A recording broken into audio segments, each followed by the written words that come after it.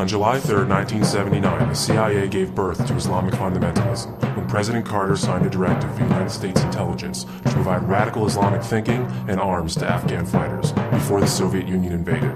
This is documented in a 1998 interview with Zbigniew Brzezinski, Carter's national security advisor.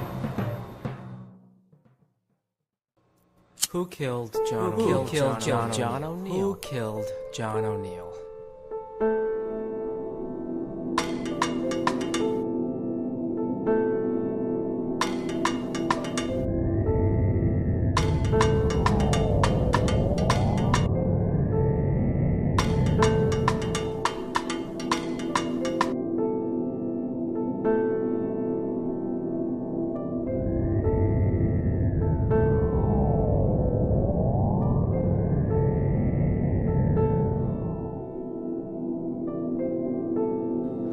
I haven't slept in a month. I don't eat. I don't shower. I don't shave. I don't see anybody. I don't talk. I can't remember the last time I spoke to anyone or even left my. I don't do anything but think. I know. I know they did it. I want to prove it. I have to prove it. What? I have to prove it. I know if I should. I must. I have to. Should I? Council on Foreign Relations, Trilateral Commission, Bilderberg Group, the CIA, Kissinger, Brzezinski, everybody's in. Why don't more people figure out the puzzle? The Council on Foreign Relations has controlled the world for 50 years. You can go on their website and read about it. Am I the only person who feels the need to know more? The need to know more? I'm afraid this obsession will be all for naught. I'm more afraid. I am more afraid. Don't become of being like everyone else. I am more afraid of being after 9/11. I was like everyone else. I was a flag-waving patriot. I thought Al-Qaeda did it too. I thought we should bomb the Arabs straight back to the fucking Stone Age just like everybody else Bomb them straight to hell. Then I read about John O'Neill. Maverick counterterrorism expert in the FBI. O'Neill tracked Osama bin Laden since 1995. He knew more about Osama than anyone in the world. Tracked him past the embassy bombings in 98, Cole bombing in 2000. He knew more about Osama and Al-Qaeda than anyone in the world. Isn't that interesting? And O'Neill? He got into some trouble. His investigations into terrorism were blocked from up on high. Blocked by whom? In the summer of 2001, he resigned as deputy director of the FBI. At the same time, he was publicly opposed to the anti-terrorism policies of President George W. Bush. On September 10th, 2001, he started his new job with a company called Kroll Associates as head of security at the World Trade Center. A day later, he was dead, a victim of the September 11 terrorist attacks. The World Trade Center. Come on! The FBI's top counterterrorism expert, who after chasing bin Laden for 6 years just happened to take a job in the private sector. He's murdered in an internationally televised terrorist attack, blamed on his arch nemesis. Killed by his arch nemesis. How ironic. Coincidence? Fate? Conspiracy. Conspiracy. Why did O'Neill start working at the World Trade Center? Why were his investigations into Al-Qaeda stopped? Who arranged for him to get his new ill-fated job? I know the answers to these questions now. None of them have anything to do with Osama bin Laden. The more you look at the whole and not just the pieces, you don't know anything. The more you understand what really happened. John O'Neill is the key. Look into John O'Neill. Kroll Associates, Brian Jenkins, Jerome Howard. Look for John O'Neill. He's the key. Michael Cherkasky. You ever looked into the LAPD?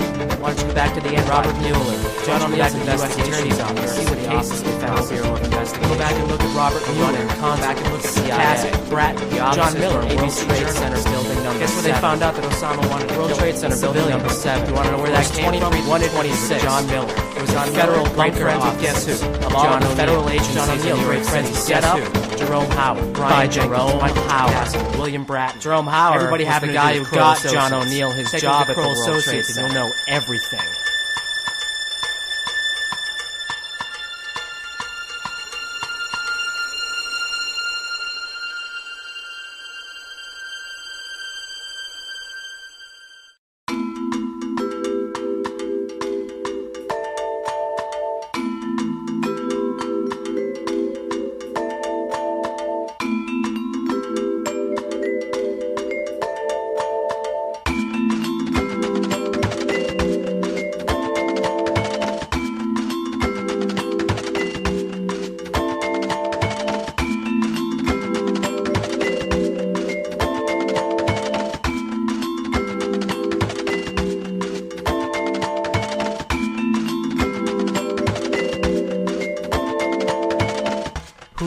killed John O'Neill? And why?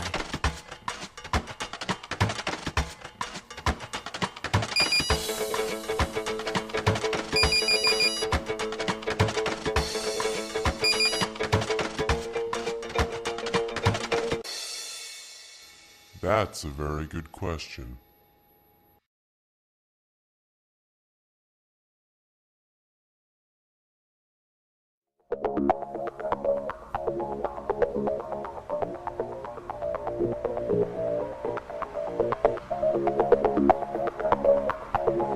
So who did kill John O'Neill? To understand what happened to John O'Neill, you have to know what happened on 9/11. I'm prepared to listen. Are you sure? I am sure.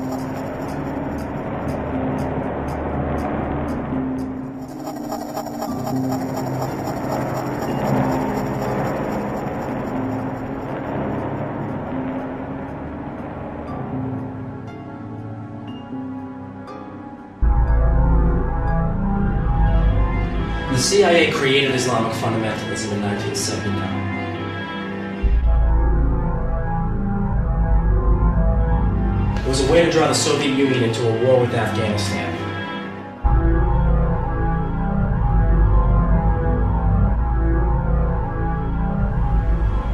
It gave the Soviets their Vietnam War. It destroyed their economy and dispelled support of communism. It was a smart thing to do, wasn't it?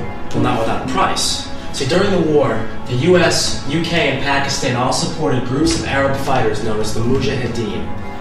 Two of the freedom fighters were Ramzi Youssef and Osama bin Laden.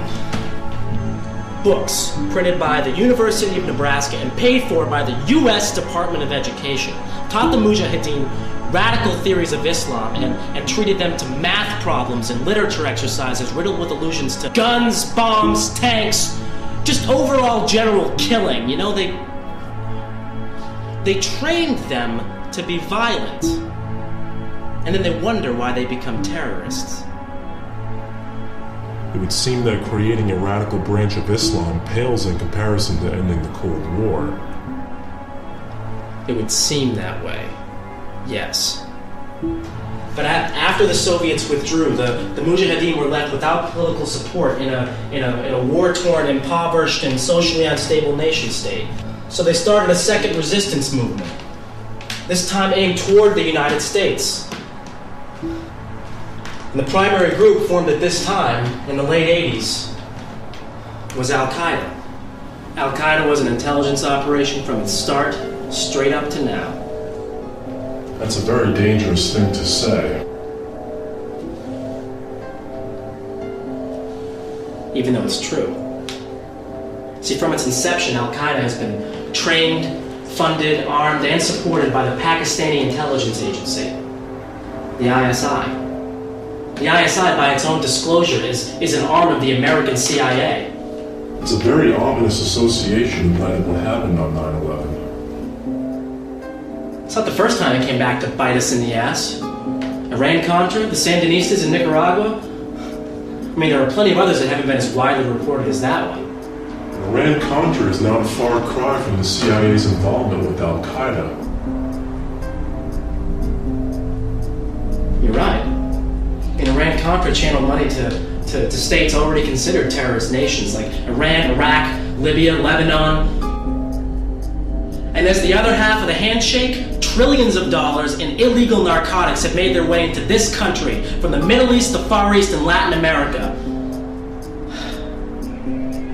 It shows a pattern of fraud and complicity by the U.S. government to promote instability abroad to further their domestic agenda. And it goes a long way to explain its governance of the ISI and Al-Qaeda.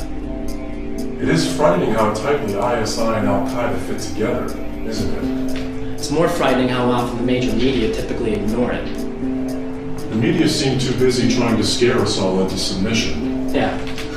By aiding the government and covering up the truth and thereby giving credence to the bogus official story. Where is ISI in the official story? The official story of 9/11 implicates a man named Omar Sheikh Saeed as the paymaster for lead hijacker Mohammed Atta, and a man named Khalid Shaikh Mohammed as the operational mastermind behind the attacks. Both men are well-known ISI agents. How do I know the name Saeed? Well, probably because he's one of the most infamous terrorists known to man. You may know him by another name, too, because he has about a half-dozen aliases. But his big claim to fame is his conviction for the kidnapping and murder of Wall Street Journal reporter Daniel Pearl in February of 2002. Daniel Pearl was killed by an ISI agent? By the very man the government claims assisted in the 9/11 attacks. Pearl was on his way to meet Saeed when he disappeared. Saeed, using one of his aliases, knew that Pearl was investigating ISI ties to Al-Qaeda and 9/11. I thought Pearl was killed because he was Jewish. But it's far more likely he was killed by a high-ranking ISI agent to make sure he didn't print in a major U.S. newspaper ISI's connections to Al-Qaeda. Because that in turn would implicate the CIA. Well, think about it. If Al-Qaeda is funded by the ISI, and the ISI is funded by the CIA, 2 plus 2 is 4.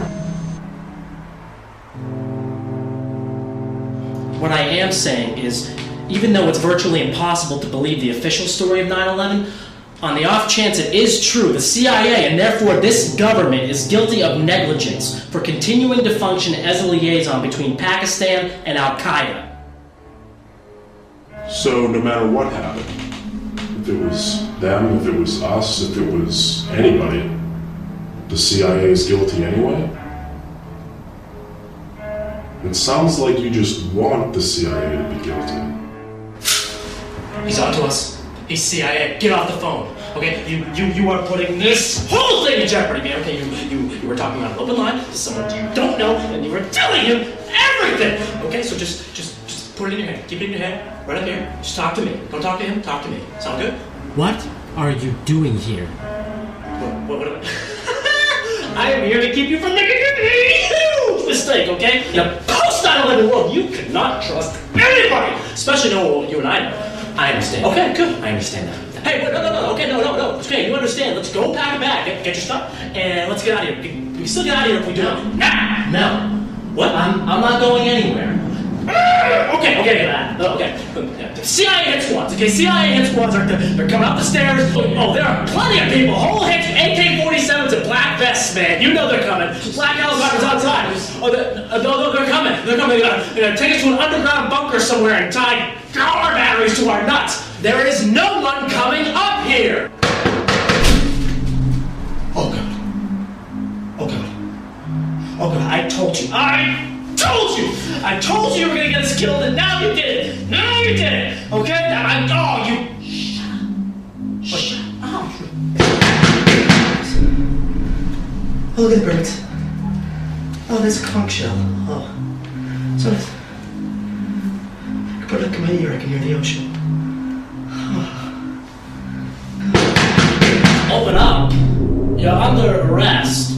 Under arrest for what? Yeah, be firm with the CIA. That's real good. For wasting your life with these conspiracy theories instead of contributing something useful to society. Who the hell are you?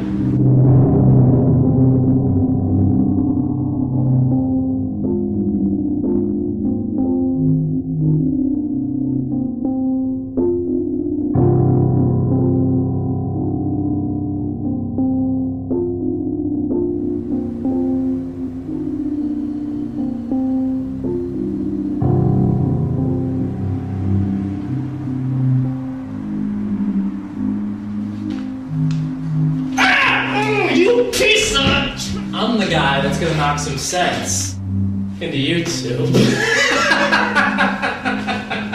You think this is funny? You think this is fun? Oh, I swear to God, I'm gonna kill you, anybody who looks like you. And you. Ooh, I'm the CIA. Nobody likes this. I'm sorry. This guy's so much. I wish that he were dead. Do you see? This is what you do. See? This is what you do. Are you proud of yourself? Are you proud of yourself? Well, what's the matter? Now you can't take a joke? I was on the phone.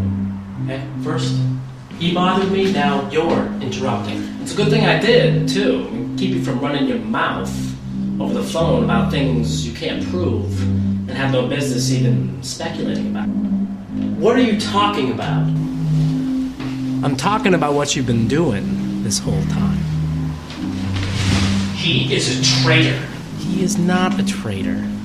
Be gone with thee! Hang up that phone. I hate him, but he's right. I'm doing you a favor. All of this, it's a waste of time. We have put everything into this wall, okay?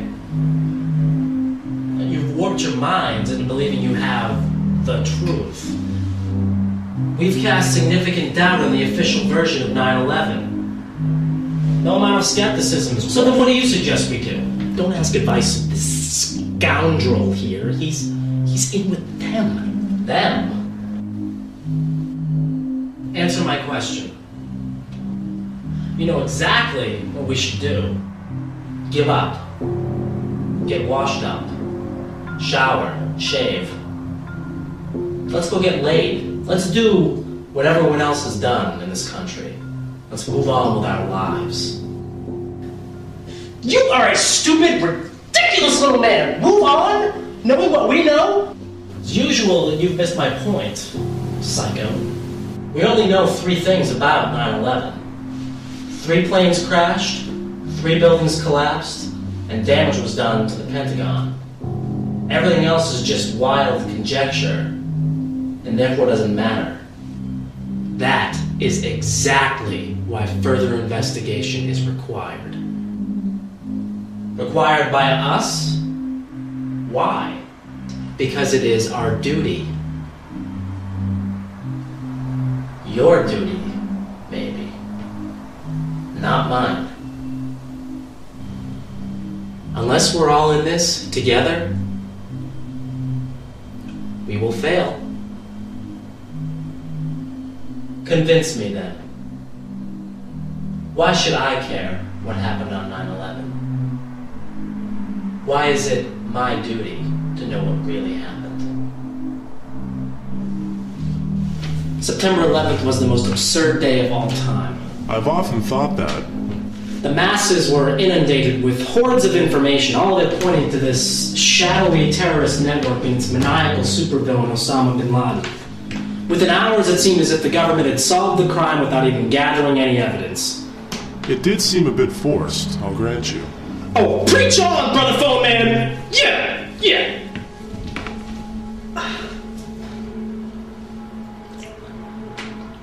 There's so many questions. So few answers. What caused those buildings to collapse? The official version says the fires from the burning jet fuel caused the collapses of the Twin Towers. But can anybody... Not you. But can anybody prove that? Engineers and scientists have proven it with physics. And other engineers and scientists have proven with physics that that didn't happen. What do you mean?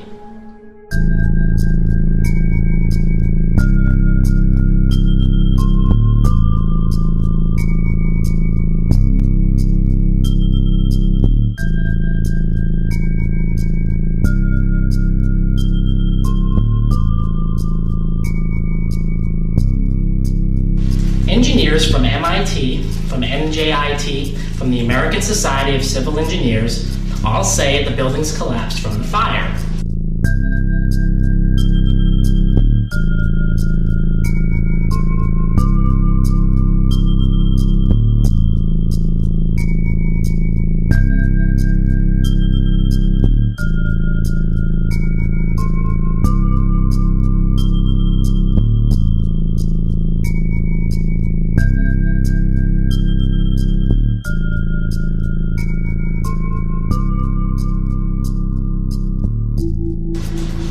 See? There you go. Who are you? Many other engineers and scientists all say the fires could not have caused the collapses. But this is physics. It's math.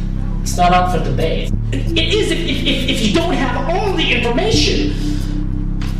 No one knows how hot the fires burned, how wide or fast the fires spread, how long the jet fuel burned, or even what they don't need to know. They have the designs of the buildings, which of course have never been released to the public.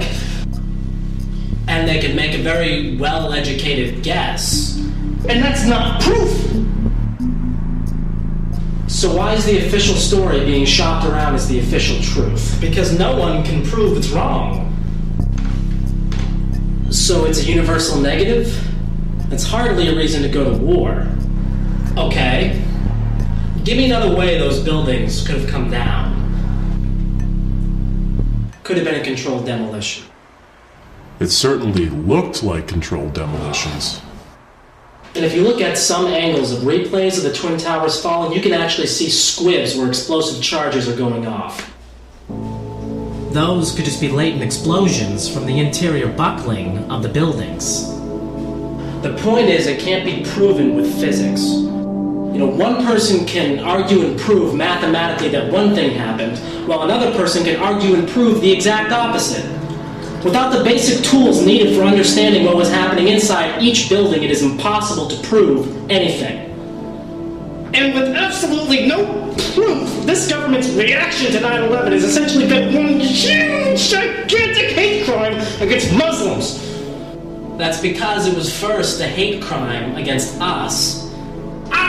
Go back to Skull and Bones, you neocon, Republican, Nazi, fascist, Zionist, Satanist piece of shit. Shut up, both of you, okay? Focus. There's one anomaly I've yet to mention here. Which is? Never in the history of construction has a single skyscraper ever collapsed due to fire. Never? Not once. So 9/11 was a historic day for controlled demolitions experts. Now you don't even need the explosives. You can just crash a plane right into the building and let the collapse take care of itself. You're right. It's a bit convenient that 3 buildings fell from fire on the same day when it had never happened before in history. Which brings me to Building 7. For reasons that have never adequately been explained, World Trade Center Building Number 7 collapsed at 5 p.m. that afternoon. Something's always bothered me about that. It was the strangest thing, and no one ever talks about it. Building 7 was not hit by a plane. But there were fires raging on floors 8, 11, 12, 13, and 18. Those floors in order were the American Express Bank, the Securities and Exchange Commission, Standard Chartered Bank, and Citigroup. Those are 4 financial institutions. Is that a coincidence? There's no such thing as a coincidence. So what? So all the floors on fire had to do with money. Big deal. No, that building also had the offices of the Secret Service and the IRS and the clandestine home to the New York branch of the CIA. I mean, imagine what kind of, incriminating evidence went down in those buildings. Incriminating? How? That branch of the CIA was the headquarters for the joint FBI-CIA investigation into Al-Qaeda. Standard Chartered Bank was used by Omar Sheikh Saeed to wire $100,000 to hijacker Mohammed Atta. Those offices of the SEC were ground zero for preemptive investigation into pre-9/11 insider trading. Oh, and you think they didn't recover all that information? According to officials from the SEC, most of those cases were either scrapped or postponed for a great length of time. Okay. So what about the investigation into Al-Qaeda?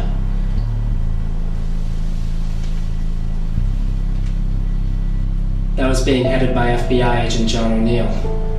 Which brings us back to your original question. Who killed John O'Neill? And why?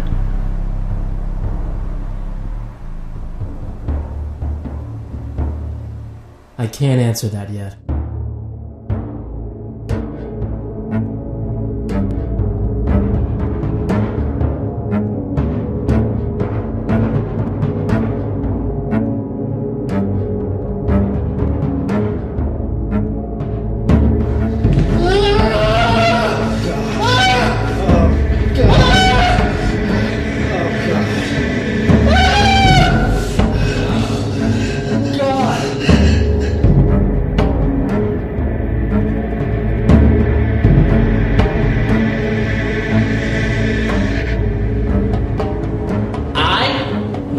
Let you destroy all of this. Destroy what? This! All of this! We have the power to change things. The only group capable of stopping the United States government is the people of the United States.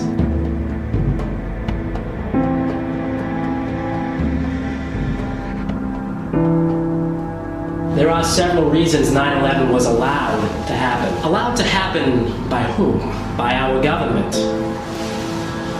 Why would the United States government allow the 9/11 attacks to occur? It is the oldest trick in the book. You hit your own headquarters, blame it on someone else, and then start a war with the people you framed. Problem, reaction, solution! Problem. Radical Islamic groups have attacked the United States and claim they want to destroy all Western civilization. Reaction! War must be waged against those you have framed, and security must be expanded at home. Solution? No more terrorist attacks. Very informative. I can play along too. I can. Wait, I've got one. Wait. Problem. You're both pissing me off. Reaction. I hate you. Solution. Go fuck yourselves. This wasn't the first time it happened. Give me an example.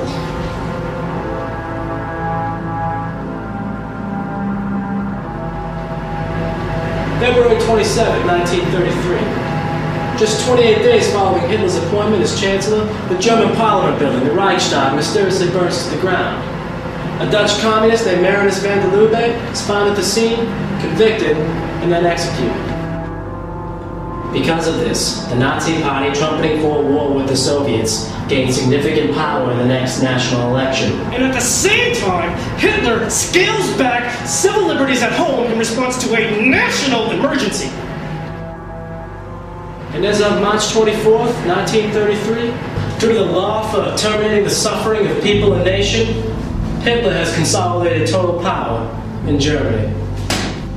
It took just 1 month for the Nazis to gain total control over Germany.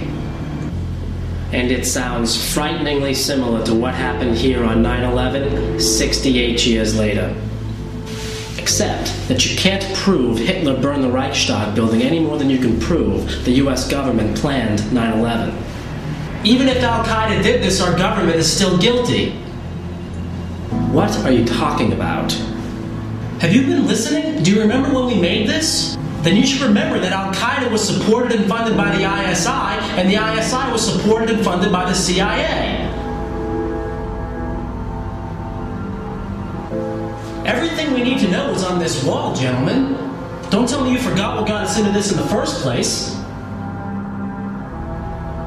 That's it.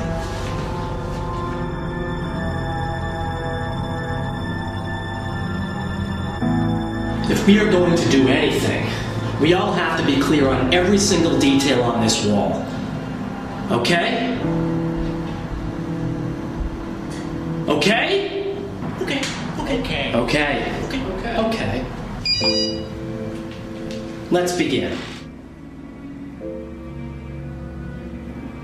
Now, for all intents and purposes, terrorism in this country officially began with the Pan Am 103 crash in 1988. Now, during this time, there have been minor terrorist acts. Small bombings, kidnappings, but not the big stuff, okay? So today, we're only going to discuss when the mother lode arrived on our soil.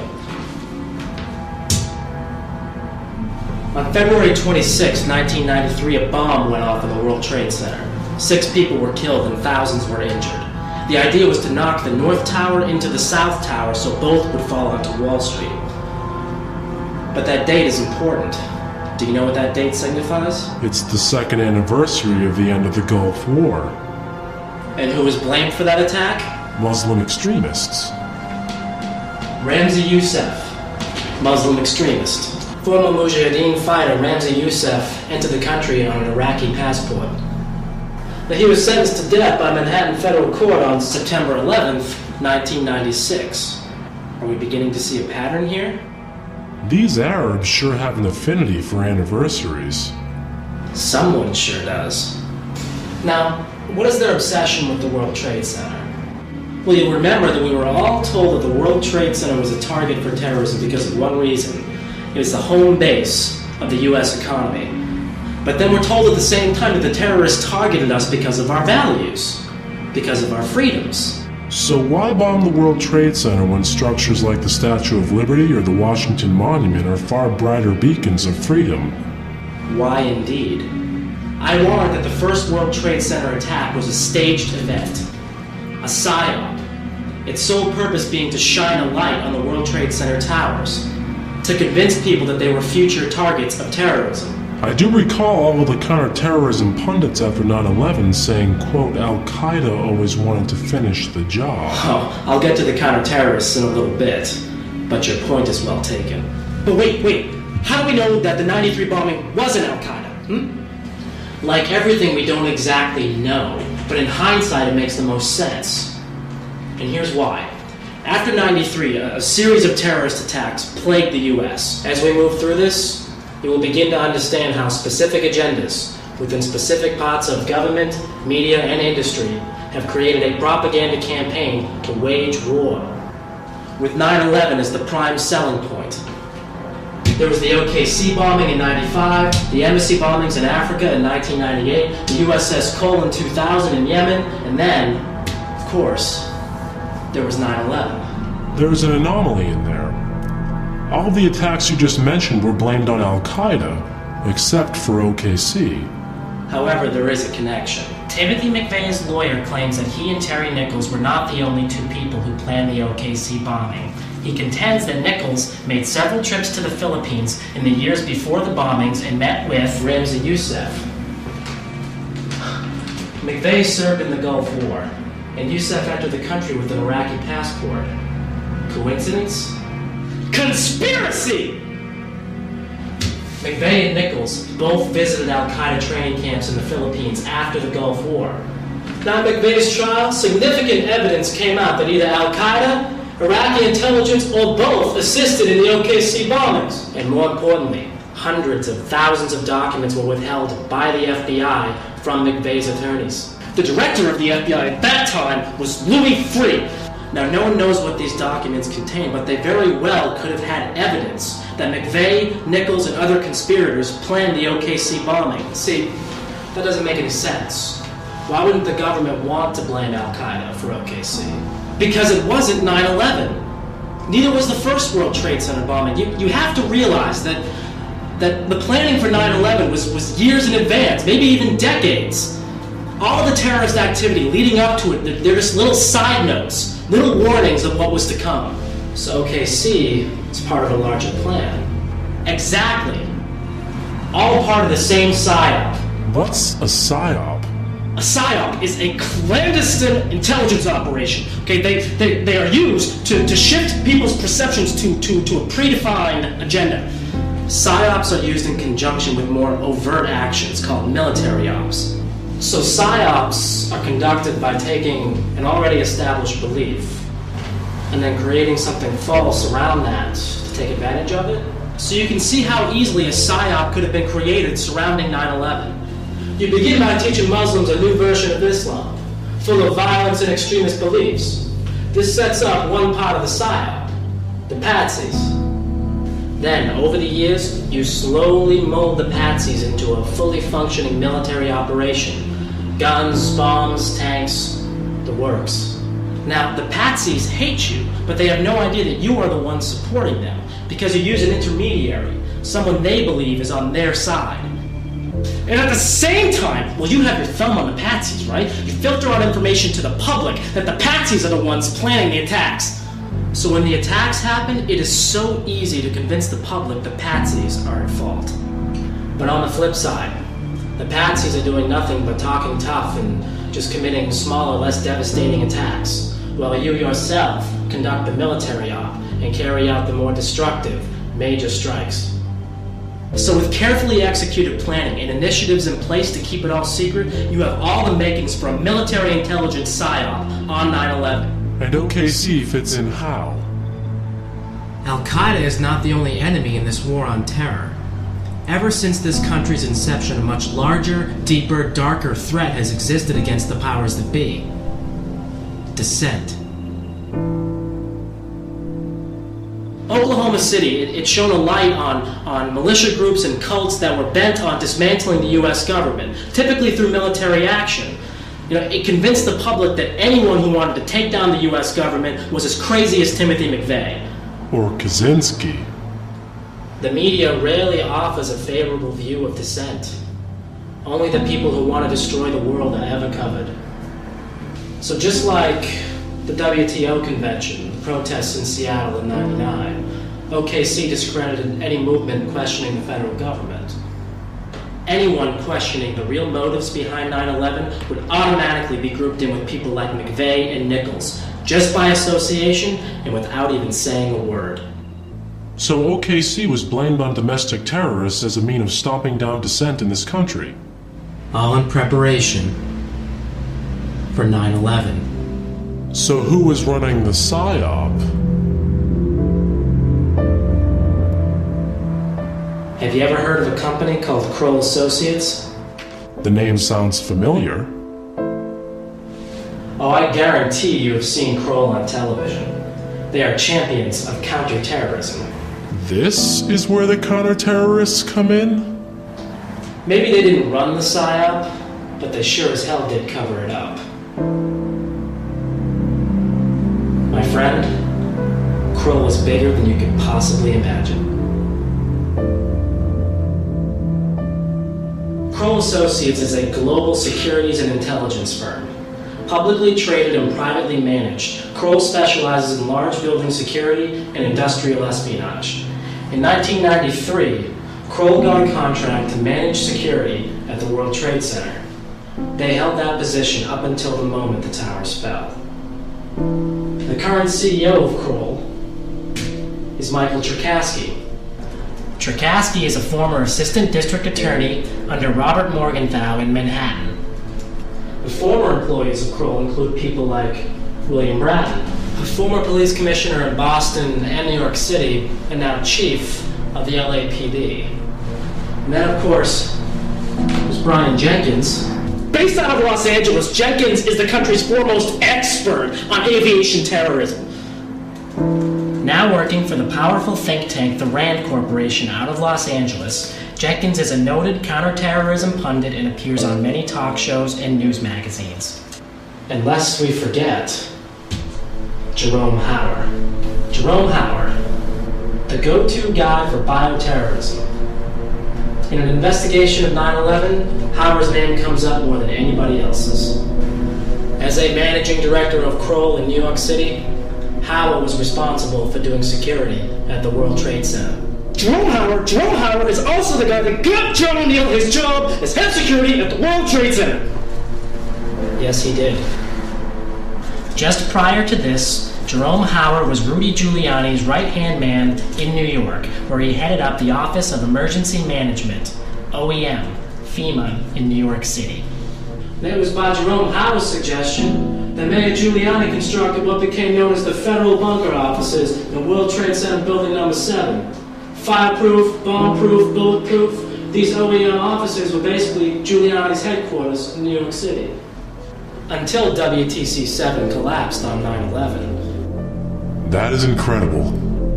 Besides just these jobs, Hauer has been the #1 bioterrorism expert in the whole world. He is a well-known advisor to the Council on Foreign Relations, formerly worked for the National Institute of Health, and is currently the head of the Office of Public Health Preparedness. And on the morning of 9/11, just as the attacks were happening, Hauer instructed the entire White House staff to go on Cipro, the anti-anthrax drug. Now, how did he know anthrax was going to become an issue? Well, as fate would have it, Hauer worked in 1999 with Stephen Hatfield, the prime suspect in the anthrax attacks at the Scientific Applications International Corporation, the SAIC. This company, the SAIC, was awarded a huge biodefense contract after 9/11. Hatfield, a well-known friend of Jerome Hauer, was working on the military-grade anthrax program at U.S. AMRID, Fort Detrick, Maryland. And Battelle. Don't forget Battelle. A chemicals company with long-standing ties to the CIA. Hauer was well aware of the U.S. AMRID project in Maryland. So is Hauer CIA? Kroll is CIA! Come on! We don't know that. Oh, yes we do. Yes we do. I mean, they're intelligence, not just gonna come right out and say it. But you know what they do. You know what they do. Oh, you know it. They are private intelligence! A managing director there has said, quote, Kroll is like a private CIA. He knows what's going on. He knows what's going on. And there are other companies like Kroll as well. There's T&M Protection, run by Robert Tucker. Tucker met with O'Neill and Hauer the night before 9/11. They had drinks at Elaine's. There's Strang Hayes Consulting. There's Wackenhut Corporation. Then there's CTC International. The Cohen Group. And then there's Strategic, formerly called Securicom. Strategic also had a contract to do security at the World Trade Center. Securicom also had security contracts with Dulles International Airport and United Airlines. And remember, United had 2 planes crash on 9/11. And one of those planes came from Dulles. Now, an interesting note about Securicom is that from 1993 to 2000, one of its principal shareholders was a man by the name of Marvin Bush! Marvin Bush. Marvin Bush. The president's younger brother. That's an interesting connection. But not necessarily indicative of anything. It's 6 degrees of separation. Bushy's younger brother doing security at the World Trade Center is something that needs to be seriously investigated! By that rationale, we could have known a guy who knew a guy who worked with a guy who stood in the same street corner as Jerome Howard, and therefore we're guilty. We are saying it's guilt by association. Which maybe we shouldn't do. You can't discount Kroll's connection to all of this! No, I can't. And I won't. Now, Kroll has been involved in a host of shady operations. In 1991, the Kuwaiti government hired Kroll to investigate Saddam Hussein's finances. In 2002, Kroll was given the massive responsibility of reorganizing Enron. Through 97 and 98, Kroll oversaw the elections of the Teamsters Union. And just following 9/11, Kroll was tapped by the LAPD to monitor all counterterrorism efforts in Los Angeles. Kroll really gets around.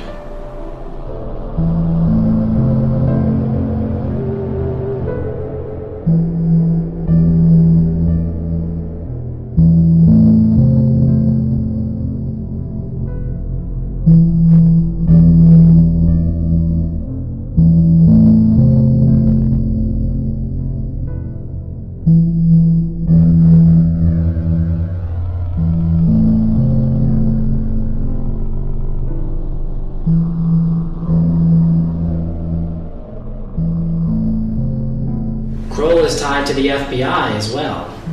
The director of the FBI during Waco and the first World Trade Center bombing was a man by the name of William Sessions. Now, when he left the Bureau, he became a shareholder of Kroll.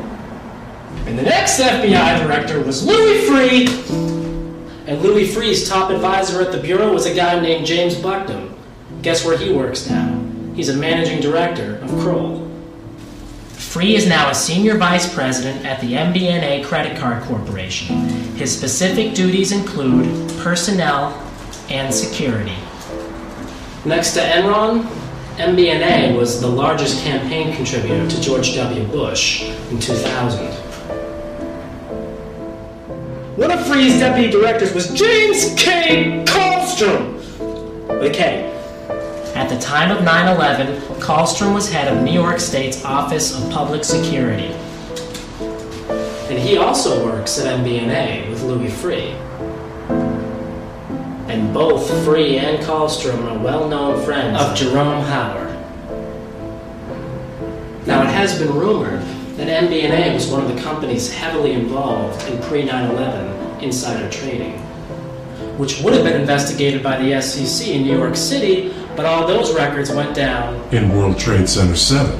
You want to know what really gets me? I'll tell you what really gets me. How all these guys, how did Cherkasky and Jenkins and Bratton and Howard, just how the hell did they become terrorism pundits, huh? I mean, they draw themselves out on TV all the goddamn time saying Al-Qaeda this and terrorist threat that, and from our research and blah, blah, blah. Just where the hell do they get all their information? I hate to say it, but he's right. They aren't official law enforcement or intelligence, yet somehow they became the foremost experts on counterterrorism. A lot of them are former law enforcement. But terrorism is one of the most closely guarded fields of all intelligence. Why would you leak information just to a couple of buddies and allow them to trumpet all that information on a national television, To build up the propaganda campaign, obviously. To frame up Al-Qaeda before and after the fact. Look, we've all got to understand that a company like Kroll, even though it won't disclose its intelligence ties, is intimately linked to the CIA. But if we're saying that the CIA runs domestic terrorism operations, we are saying Kroll does as well. These people have so much information about terrorism because they're either deeply rooted to intelligence or they are intelligence, privatized in order to make their work legal and untouchable by Congress. Oh God. Are we saying that the people who run counterterrorism May very well be the terrorists themselves.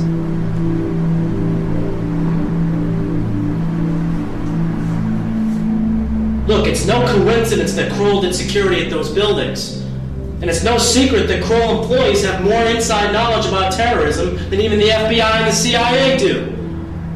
They are inexplicably in a position to get inside information, even from people like John O'Neill. Then they come out and they warn the country, or they tell everybody how the whole terrorist outfit works. They are well-placed operatives working a specific agenda to frame the patsies. And what do they say? To frame someone, you have to know the real details of the crime? Kroll is our suspect number one. No one had more means, motive, or opportunity to commit this attack. You can't be serious. What you're saying is suicide. You do not go out and publicly accuse a company like Kroll Associates of being a publicly traded terrorism company, okay? These people profit from insider knowledge of coming terrorist attacks. They don't disclose their credentials or their contacts. They merely claim they are experts from Kroll, and that's supposed to mean they are trustworthy. We need to stick to what we can prove here. All of this is just blatant speculation and can discredit this entire thing. Unless it's true. This is not how you run an investigation. You do not just dream up a hypothesis and then change the evidence to make it come true. You follow your leads. Which led to Kroll! But not to this wild theory. I'm sure that these counter-terrorists are involved somehow. But there is no proof whatsoever that they took part in any of the attacks or even had any foreknowledge. So does that mean we just forget about it? Move on to the next topic? No. It means we don't get sidetracked. We can't just go flapping our lips about any old theory that we want to. So then how does Kroll get their information? How do these guys, of all people, know information that even our paid law enforcement and intelligence officials don't know? I mean, how does one become a terrorism expert anyway? You already have your answer. Former FBI directors on their board, former biowarfare experts within their infrastructure, members of major think tanks as directors, former U.S. attorneys as executives. This company is filled with people who could have had prior knowledge and just kept their contacts secret. This is a security company, after all. And one of the most important security issues facing the world in the last 20 years has been security from terrorism. That's where they get all their information. That is how they become counterterrorism experts. He has a point. There is clearly something wrong with Kroll, but we can't jump to conclusions. So then where do you think Kroll fits into this whole thing? They're just a group of for-hire thugs. They come in and trump up the charges on whoever needs to be guilty, and then they fade back into the shadows. The only thing I see them being guilty of is misleading the public. And the purpose of that? Maybe you're right. Maybe it is to cover up their crime. Or maybe, and so that people will hire them to secure their buildings. Maybe they take advantage of 9/11 the same way that Bush does. They take advantage of 9/11 for profit. Come on! Cherkasky is their CEO! It's obvious he's dirty! Obvious to us, yes. Look, Cherkasky takes us back to New York. Let's focus on that.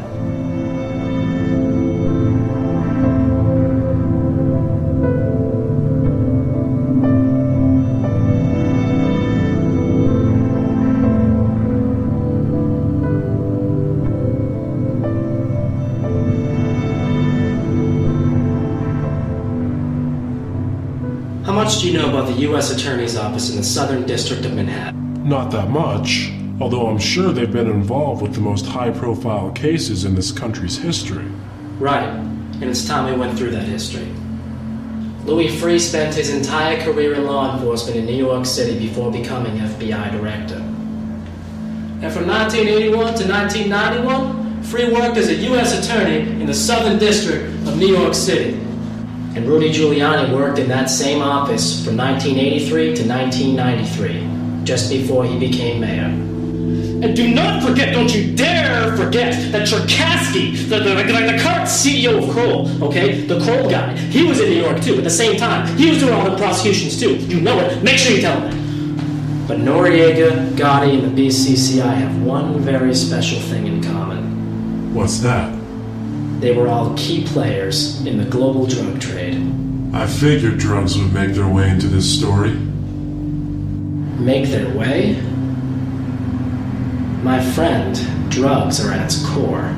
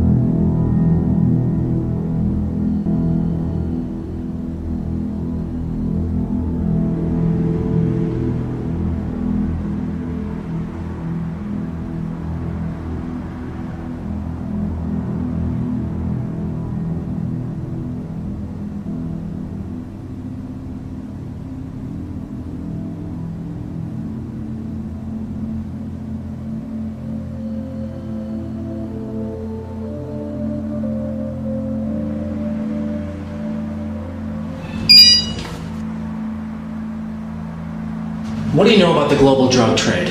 Only what I read in the papers. Then you know nothing. This is covered with even less honesty in the mainstream press than 9/11 is. I've always assumed intelligence was involved. As usual, your assumption would be correct. The war between the Soviets and the Afghans ended in 1979. Meanwhile, the drug trade from Latin America was heating up, with significant assistance from the CIA. It started big time with the formation of the Medellin drug cartel in Colombia in 1978. Founded by Carlos Leader, the Ochoa brothers, and Pablo Escobar, the Medellin cartel operated by manufacturing the coca plant into cocaine and shipping it to the U.S.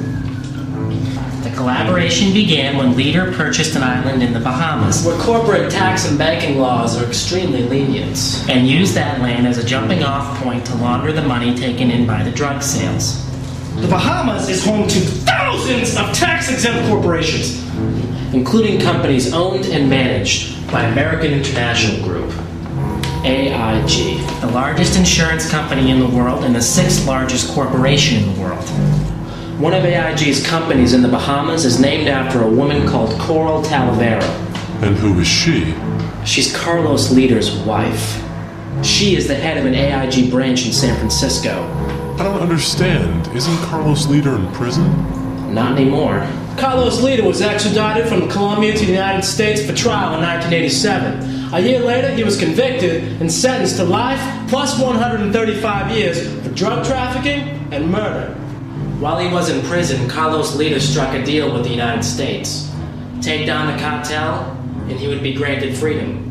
Along the way, he implicated and then testified against Manuel Noriega, Panamanian dictator and middleman for the Medellin cartel. Noriega was captured through an invasion of Panama in 1989 under the first President Bush. He was convicted of drug running, racketeering, and money laundering in 1992.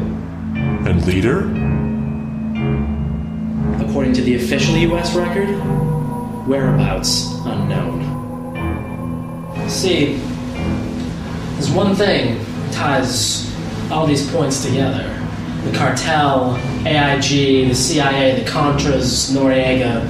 One thing connects them all. The BCCI. The Bank of Credit and Commerce International, or for our discussion today, the granddaddy of all money laundering scams. The BCCI was, and remains, the largest instance of fraud and bankruptcy in global history. Located out of Abu Dhabi, the BCCI operated without fail throughout the 70s and 80s as a money laundering and investment finance bank. This is documented in the investigation by Morgenthau and Cherkasky in New York, but also by the investigation in the United States Senate, which was headed by Senator John Kerry. Financial ties can be made between the BCCI and Manuel Noriega through his facilitation of the drug trade. By 1992, the BCCI was broke and busted up by U.S. authorities. However, one point about this rarely mentioned case is that a principal shareholder of the BCCI, right, is a guy named Khalid bin Mahfouz. Khalid bin Mahfouz. A Saudi financier and investment banker, whose other claim to fame is his dubious investment in a company called Harkin in the late 80s. Harkin? Isn't that one of George W. Bush's companies? The man with a 20% stake in the largest money laundering operation the world has ever seen saved our president's business career. Khalid bin Mahfouz has also been implicated as one of many very prominent Saudis who has funneled money to Osama bin Laden. That would make President Bush someone who has done business with a known terrorist! Bin Mahfouz. Regardless, the drug trade is going to escalate in the 1980s. And why wouldn't it? Reagan is your president, and Bush is your VP. Okay, the greatest drug smuggler in the history of drug smuggling was a guy named Barry Seal. Barry Seal, okay? He was an admitted CIA agent, okay? He was contracted at least as back as like the early 60s. In the early 60s, Barry Seal is living in New Orleans, where he joins a Civil Air Patrol unit, whose captain is an eccentric fellow by the name of David Ferry. Joe Pesci from JFK? Ferry was, by all indications, a conspirator in the JFK assassination. And another member of the Civil Air Patrol unit is Lee Harvey Oswald. So the drug trade is somehow tied to the JFK assassination? Seemingly. But the connections don't stop there. Barry Seal was a pilot, a great pilot by all accounts. Now everyone assumes that David Ferry was a getaway pilot for the assassins in Dallas, so it's possible to presume that Barry Seal was one as well. In late 1963, Seal is seen in a picture with Frank Sturgis and Felix Rodriguez. Sturgis was indicted and convicted as one of the 5 Watergate burglars. He testified in court that his handler on that assignment was E. Howard Hunt. Hunt, you remember, worked in the Nixon White House. Now, the Rockefeller Commission, investigating illegal acts by the CIA in the 70s, regarded both Hunt and Frank Sturgis as possible conspirators in the JFK assassination. What is Barry Seal doing in a photograph of the possible JFK assassin? But it's the other man in the Seal photograph who has a more ominous distinction. Felix Rodriguez was a Cuban refugee. In the late 50s, he began working with the CIA to recruit more refugees for an invasion of Cuba. This was done under the direction of the CIA agent Ted Shackley. Incidentally, Ted Shackley also worked the Far East drug trade with Richard Secord in the early 50s. Felix Rodriguez also figures into the assassination of Bolivian President Che Guevara in 1967. So where is Barry Seal in all of this? He's in New Orleans until at least 1968, when he takes over for the late David Ferry as captain of the Civil Air Patrol. Now, in the early 70s, Barry Seal is running cocaine through New Orleans. He's running it on planes later identified to be former Air America planes. Planes used by the CIA in the 50s and 60s to ship heroin from the Far East. When the Medellin cartel is founded, Seal immediately hooks up with their operation. By 1981, he is trafficking in more drugs than anyone in the history of this country. And it is around this time that Barry Seal moves his operation from New Orleans to Mena, Arkansas. And where is that? About 180 miles from Little Rock. A small little out-of-the-way mountain town. A small little out-of-the-way mountain town that just so happens to have a major U.S. airport. The Mena Intermountain Municipal Airport. From at least 1981 to 1986, this airport is ground zero for all illegal narcotics activity in the United States. You see, Barry Seal, he began flying his drugs into this airport, most likely with the knowledge of then President Reagan and the next 2 presidents, Bush and Clinton. How does he get away with it? He only gets away with it for a little while.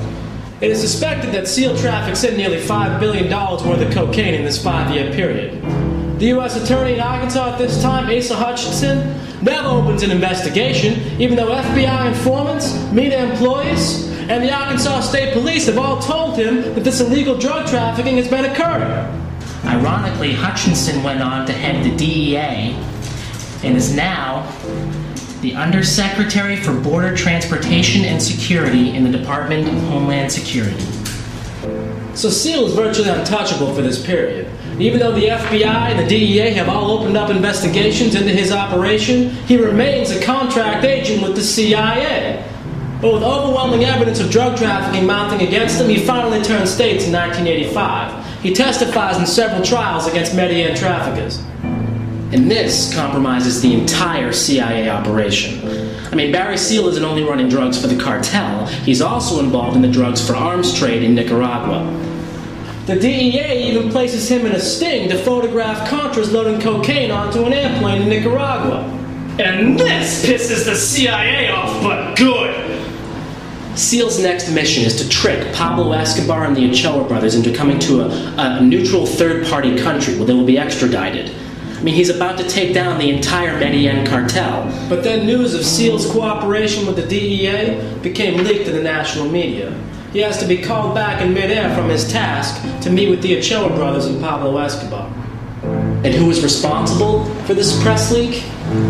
Admittedly, it is none other than Oliver North, the primary figurehead in the Iran-Contra scandal.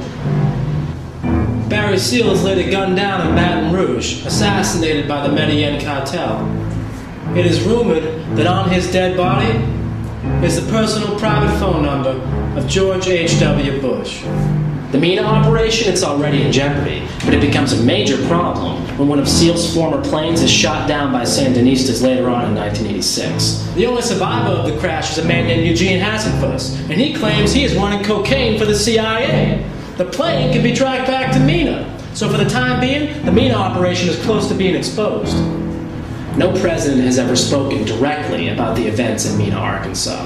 However, Governor Clinton, just when he was rising from obscurity to become president, made his only public comments about the massive drug operation being conducted right in his own backyard.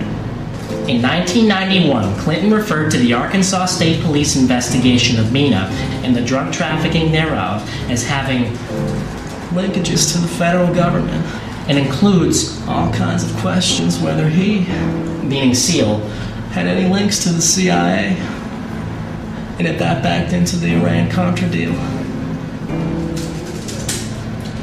The war on drugs, it's just a war against the inner cities. The wealthy line their pockets with all the illegal drug money, drugs that they bring into the country themselves, and they peddle it off to the poor people in the ghettos. In the 1980s, the number of Americans in prisons doubled from 500,000 to 1 million. Most of these convicts are drug offenders. And from 85 to 88 alone, prosecutions for white drug offenders dropped 15%, while it rose 88% for blacks. Even though it is estimated at this time that 80% of all drug users are white.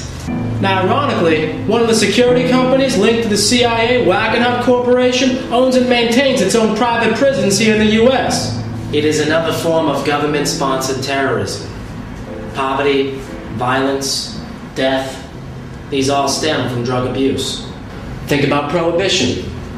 The government lifted the ban on alcohol because the social ills of alcohol abuse weren't nearly as bad as the violence that came along with the criminal importation of alcohol. So why not legalize all drugs?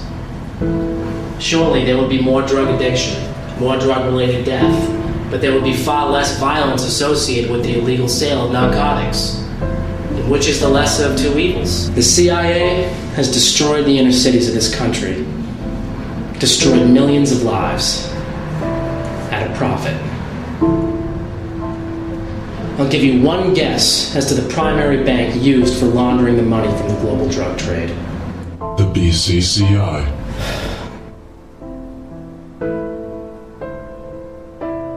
And then there's AIG. AIG means its own fleet of aircraft. AIG owns and maintains over 400 airplanes. Any number of these planes could be used for the transfer of narcotics. And in 1987, the Arkansas Development Financial Agency collaborated with AIG to found Coral Reinsurance. named after Carlos Leder's wife, the same year Leder was extradited. The formation of this company has never been filed with the SEC. There's no known paperwork on it at all. And Arkansas was where Seal was flying in his drugs. Yes, as a CIA operation, with Bill Clinton as governor of Arkansas. During the heyday of the BCCI, with Noriega still in power in Panama, And with John Gotti heading the New York Mafia. where more drugs end up than anywhere in the world. This truly is a vast conspiracy. You could say that. AIG's founder is a well-known CIA operative, CV Starr, and one of AIG's current directors is the son of CIA founder Frank Wisner. Now, the chairman and CEO of AIG is a man named Maurice Hank Greenberg. Now, he's formerly the head of the New York Stock Exchange and the Federal Reserve. Not only that, in 1995, his name was floated by all people, Jay Rockefeller, to be head of the CIA. Instead, Bill Clinton appointed John Deutsch, who had been a director of the SAIC, the technology and biodefense company formerly advised by Jerome Howard and Stephen Hatfield. But don't lose sight of Greenberg. Maurice Greenberg has also chaired the Council on Foreign Relations, the CFR, What's that? one of the most powerful organizations in the world. Founded in 1921 by President Wilson's chief counselor, Colonel Edward House, the CFR operates as the primary advisor to the United States government. The CFR's principal contact in the U.S. is the CIA. And the chairman of the CFR is the CEO of AIG. With its obvious intelligence links, just imagine how scary it is to think about a company like AIG. Insurance companies are the foremost private intelligence gathering agencies in the world. Insurance agents? They can find out anything about anybody! Who knows more about you than your insurance company? Your medical records, your bank records, driving records, personal history, your fucking life story. Just think if that company was sharing information with the government. Worse. Just think if that company had $100 billion in assets and could invest that money at will. You're saying that money laundered from the drug trade could be used to fund terrorism. There's one fact I haven't told you yet. What's that? In 1993, AIG became the principal shareholder of Kroll Associates.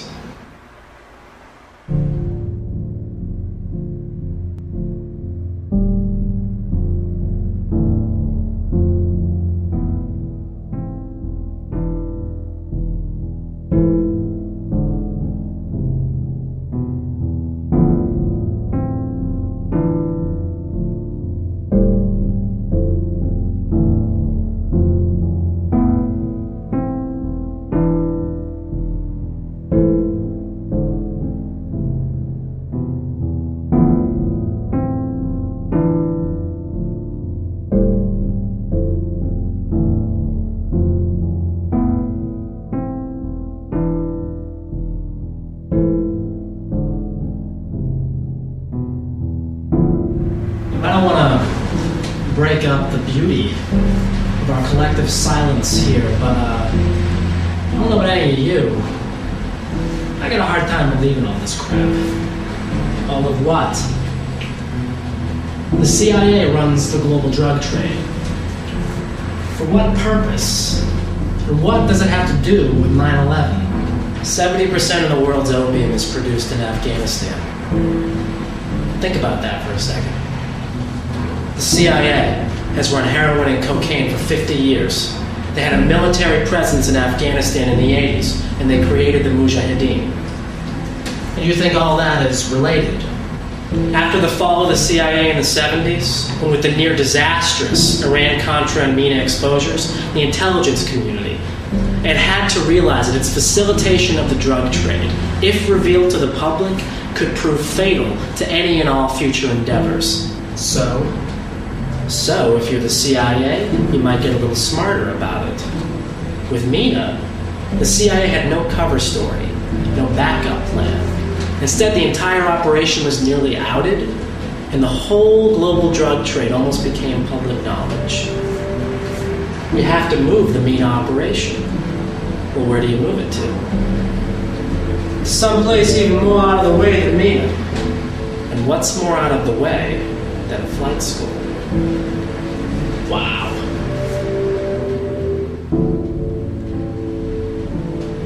Where did Mohammed Atta get his flight training? Hoffman Aviation School in Venice, Florida. There are over 200 flight schools in Florida. Why did the hijackers just happen to choose Huffman? Huffman Aviation is authorized by the INS to issue these very popular vocational student visas to foreigners. These allow people to enter the country legally and without much paperwork. Mohammed Atta had one of these visas. Guess who gave it to him? It's Rudy Deckers, CEO of Huffman Aviation. And there is overwhelming evidence that Rudy Deckers works for the CIA. Why would a CIA agent run a flight school? On July 5th, 2000, the DEA discovered over 30 pounds of heroin on a plane owned by Wally Hilliard. And who is he? He is the owner of Huffman Aviation.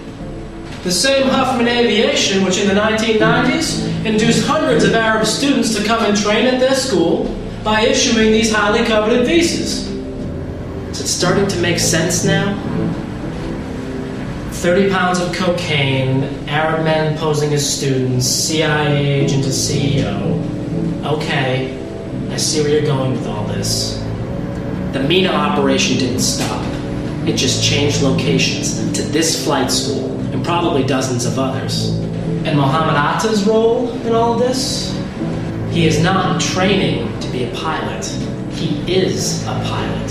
He is the new Barry Seal. There is evidence Mohammed Atta had flight training at Maxwell Air Force Base in Alabama.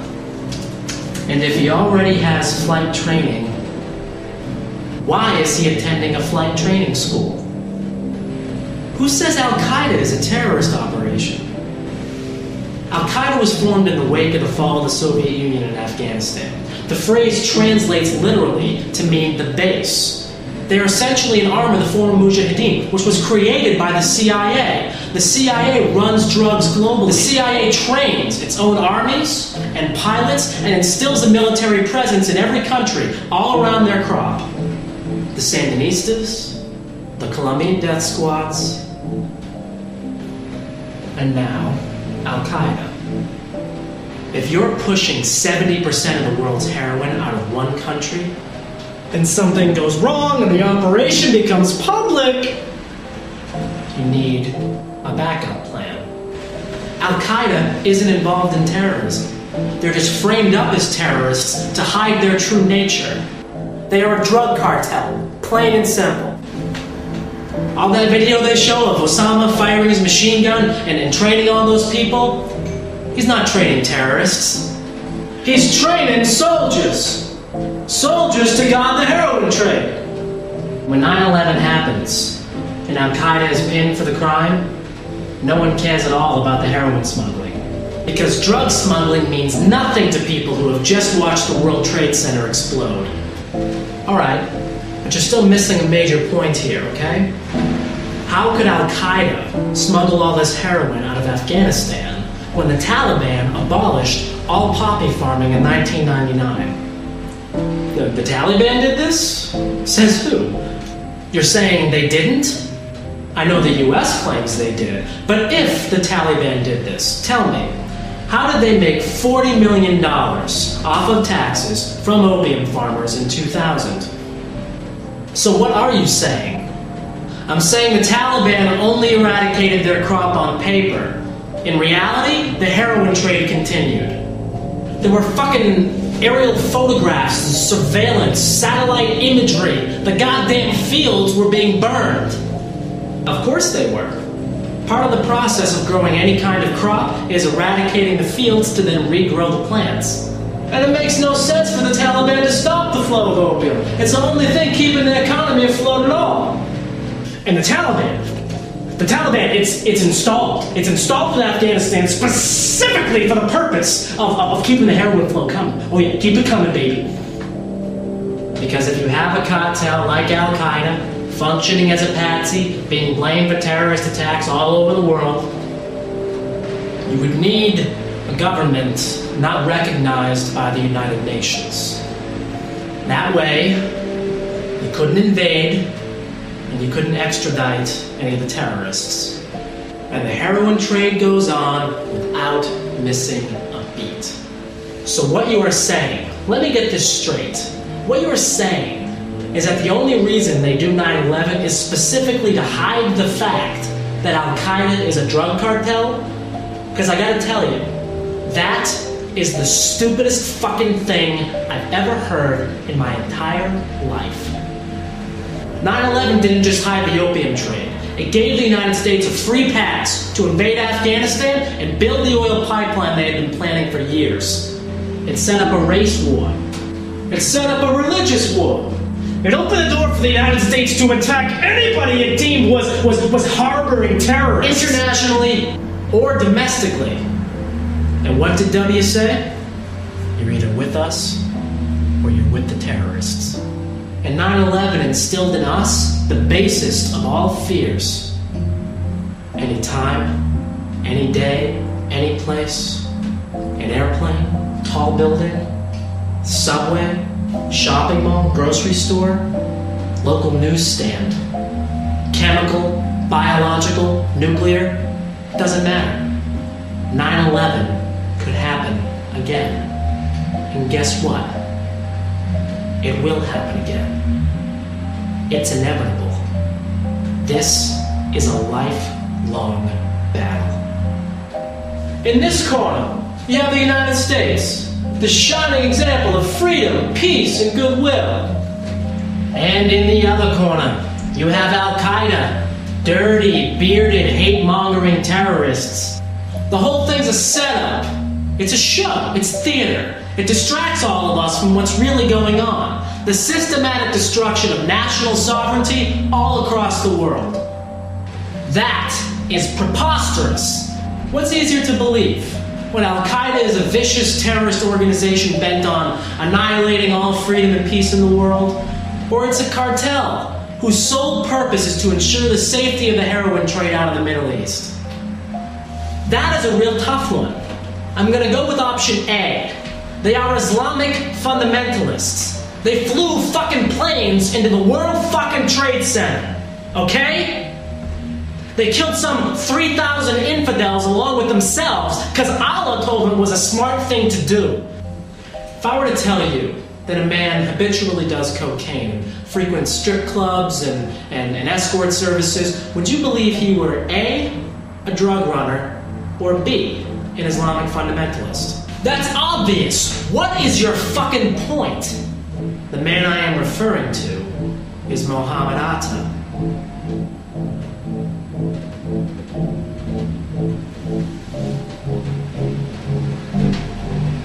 Mohammed Atta did cocaine.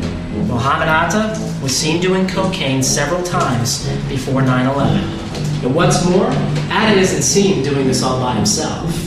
Often, Rudy Deckers is with him, the guy who runs the flight school.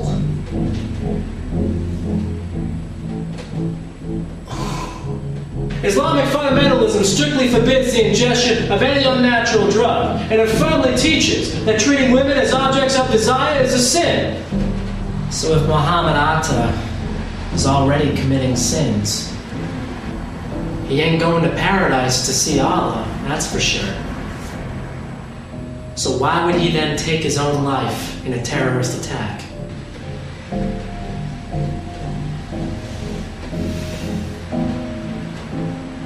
If you can conclude that Mohammed Atta did not fly one of those planes into the World Trade Center, then you must conclude something else happened on 9/11.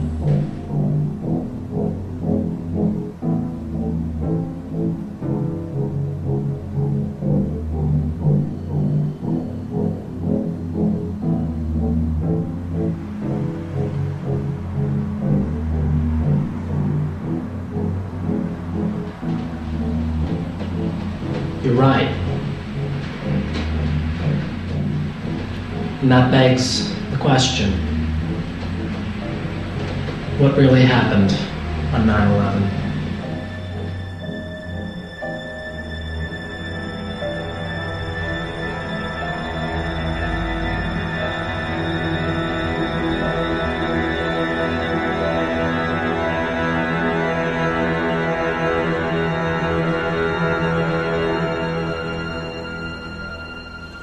War and drugs are the biggest businesses in the world. They are tools to amass the greatest fear and exercise the mightiest control. Control over the mind. They waved the flag of war, proposing to wield the ultimate power in places afar, using 9/11 as a fucking bargaining chip. Support this war, or you're gonna get attacked again. Bow down on constitutional security measures, otherwise the guy sitting next to you, he might blow you up. Allow us to attack our enemies before they attack us, otherwise all freedom is lost. It's a protection racket. All the government is the mob. And their greatest crime is profiting from acts of war. And everybody's in on it. Defense contractors manufacture weapons for use during war, while supporting and financing political candidates who will go to war. The government that buys weapons from these companies in the event of war. Now with war crippling to most economies, nations must then borrow money and go into debt. And all that money goes right up to the top of the food chain, to the banks, which is where it came from in the first place. Only now there's a difference. Because the money lent now has an insane amount of interest attached to it. More than most nations can afford to pay off.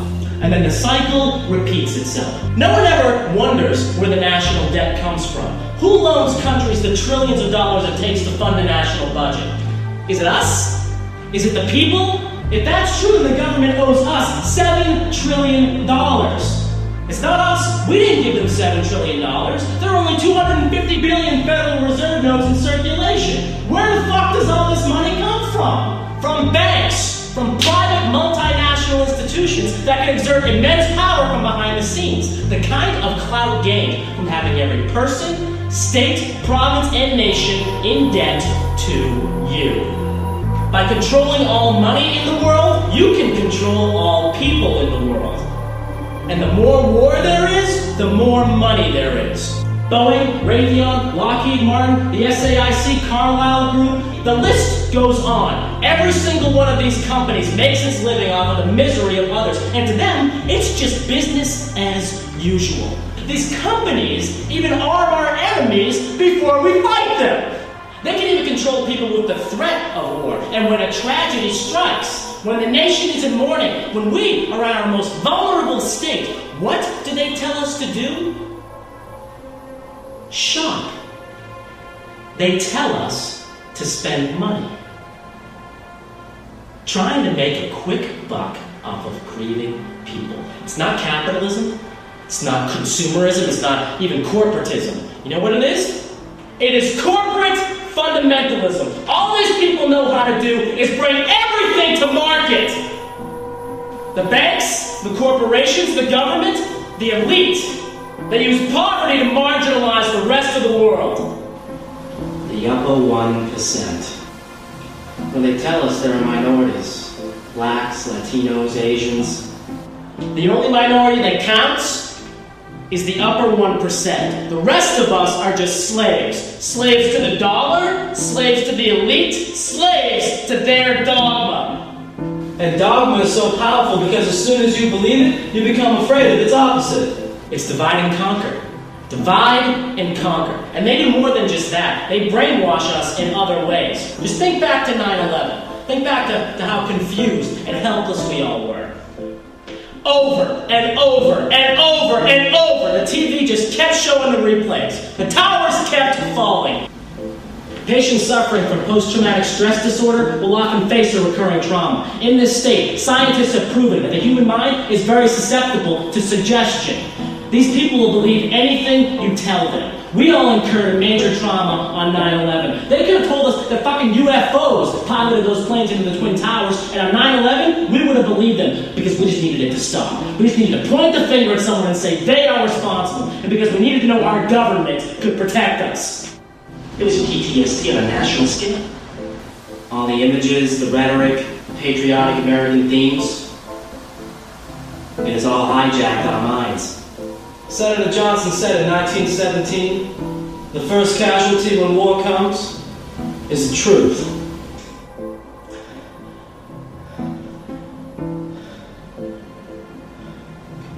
And what are we going to do about that?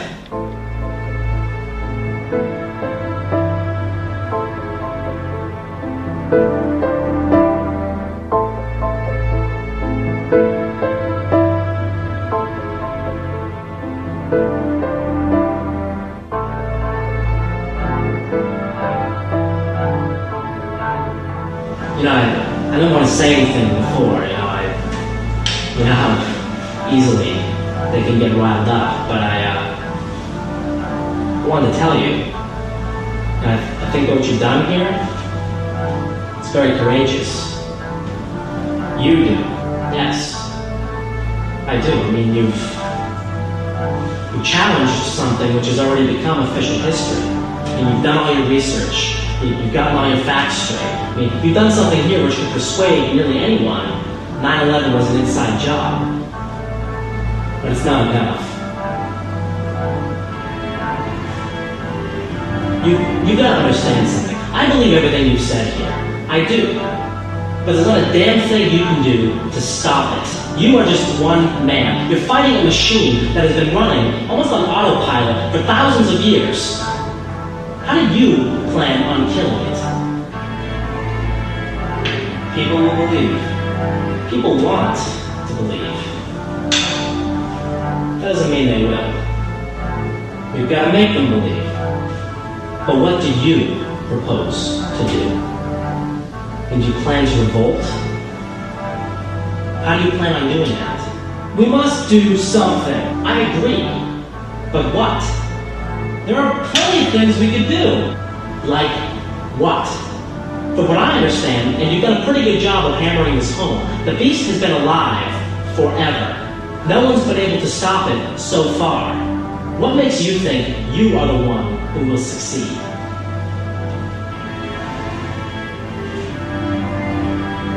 Honestly, what do you suggest? Vote? Vote Democrat? Any Democrat? Don't vote at all? Support a third party? Protest? Well, how? A petition the government? Write your congressman? Form an assembly outside the Capitol? Rally the troops? Tell your friends? Support a conspiracy theory? Any conspiracy theory, so long as it proves your point? Well, what then? What do people do? Shout to the heavens? March on Washington? Armed insurrection? To the death? Give me liberty or give me death! You're serious, aren't you? You're willing to die for this. Well, guess what? You might just get your wish. What do you mean? Take a look at yourself. You haven't slept or eaten in months. You're weak, disoriented, exhausted. What the fuck did you think was gonna happen? It was only a matter of time. But for what? You still don't get it. You are going to die. And if you don't do something about that right now, all of this will be for naught.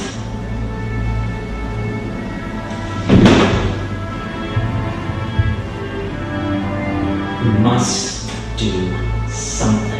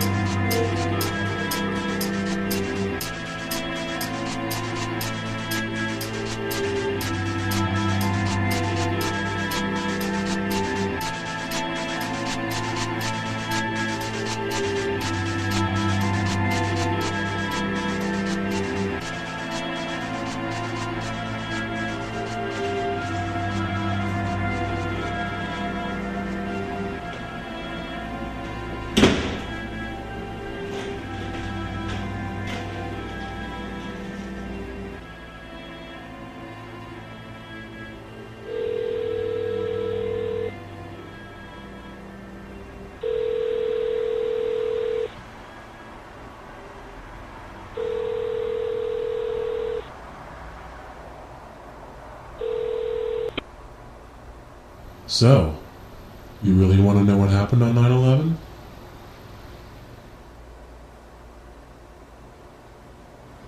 I am prepared to listen.